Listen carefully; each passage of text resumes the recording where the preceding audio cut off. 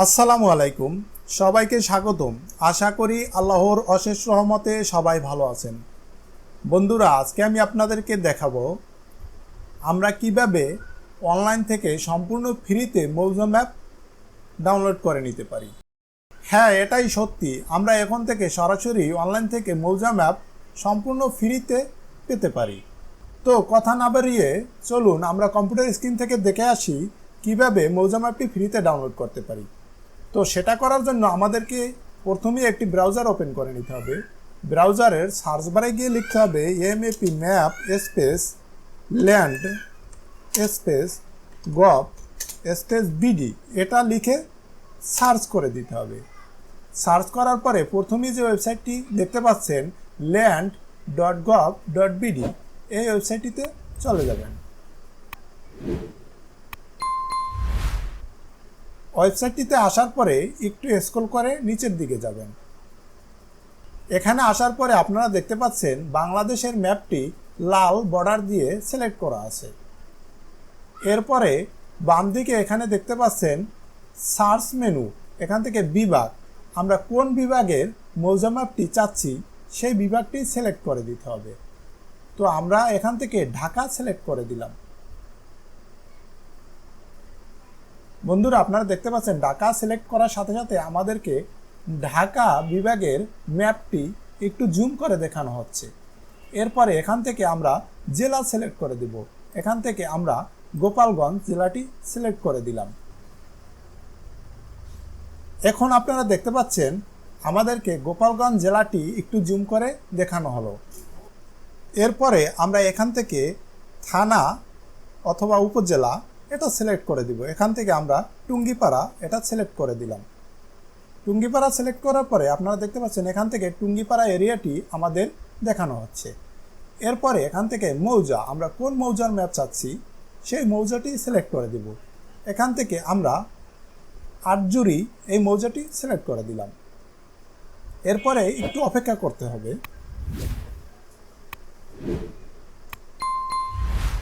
একটু অপেক্ষা করার পরে আপনারা দেখতে পাচ্ছেন আমাদেরকে আটজুরি মৌজার সম্পূর্ণ ম্যাপটি এখানে দেখাচ্ছে। যদি আমরা একটু জুম করে দেখি, আপনারা দেখতে পাচ্ছেন এখানে আটজুরি মৌজা ম্যাপটি সম্পূর্ণ আমাদের সামনে শো হয়ে গেছে। আমরা যদি এটাকে একটু হাইড করে দেখি, দেখুন আটজুরি মৌজা ম্যাপটির এক অংশ এখানে দেখাচ্ছে। এখন যদি আমরা এই মৌজাটির ম্যাপ আমাদের হাতে পেতে চাই, সেজন্য আমাদেরকে একটু ভিন্ন কৌশল অবলম্বন করতে হবে। যেহেতু আমরা এটিকে সম্পূর্ণ ফ্রিতে নেব, সেজন্য আমরা এটার একাংশ এখানে নিয়ে এসে এখান থেকে আমরা এটার একটি স্ক্রিনশট নিয়ে নেব।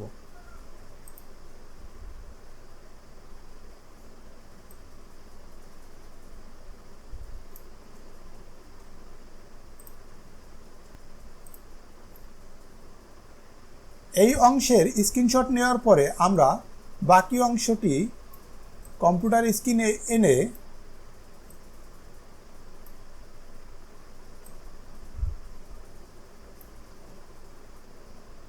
এটারও একটি স্ক্রিনশট নিয়ে নিব।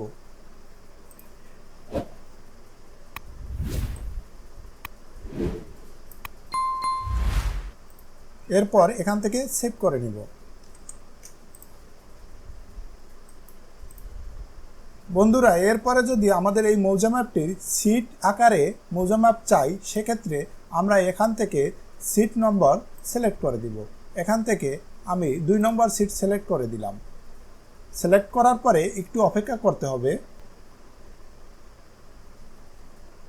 একটু অপেক্ষা করার পরে আপনারা দেখতে পাচ্ছেন 2 নম্বর সিটের ম্যাপটি আমাদের এখানে দেখা যাচ্ছে। এটিকে যদি আমরা একটু জুম ইন করে দেখি,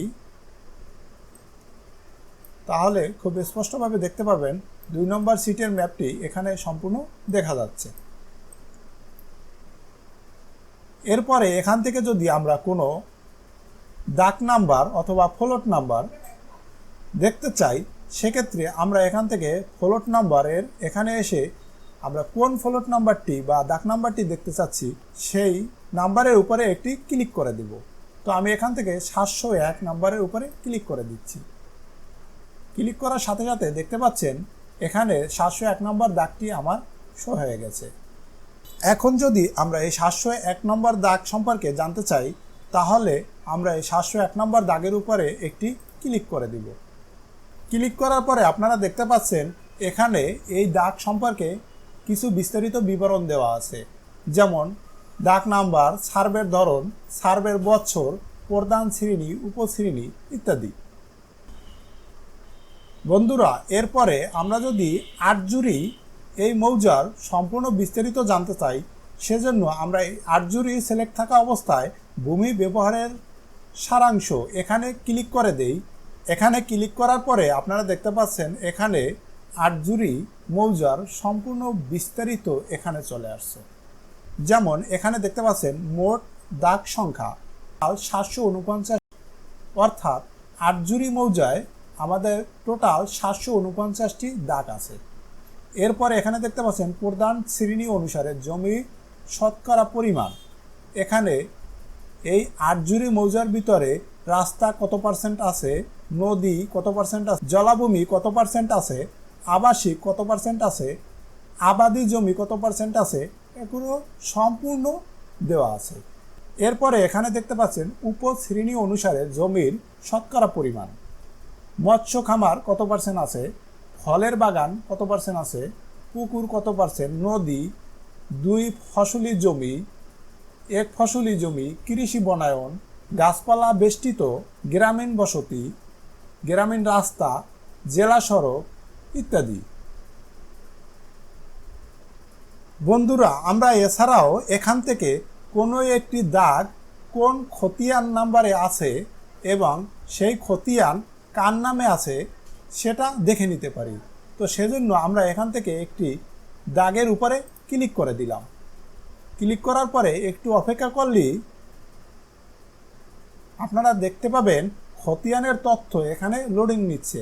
একটু লোডিং নেওয়ার পরে আপনারা দেখতে পাচ্ছেন এখানে 59 লেখা চলে আসছে, অর্থাৎ আমরা যে 376 নম্বর দাগ সিলেক্ট করেছিলাম সেই দাগটি 59 নম্বর খতিয়ানের অন্তর্ভুক্ত।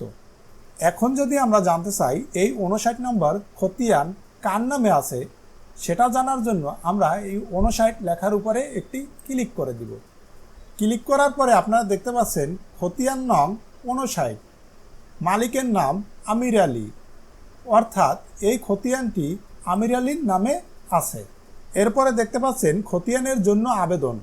এখান থেকে আমরা সরাসরি খতিয়ানের জন্য আবেদন করতে পারবো এবং মাত্র 100 টাকার বিনিময়ে আমরা খতিয়ানটি সরাসরি অনলাইন থেকে নিতে পারবো। বন্ধুরা, আপনাদের অবগতির জন্য বলে রাখি যে এই ওয়েবসাইটে এখনও বাংলাদেশের সকল বিভাগ, সকল জেলার ম্যাপগুলি আপডেট করা হয়নি।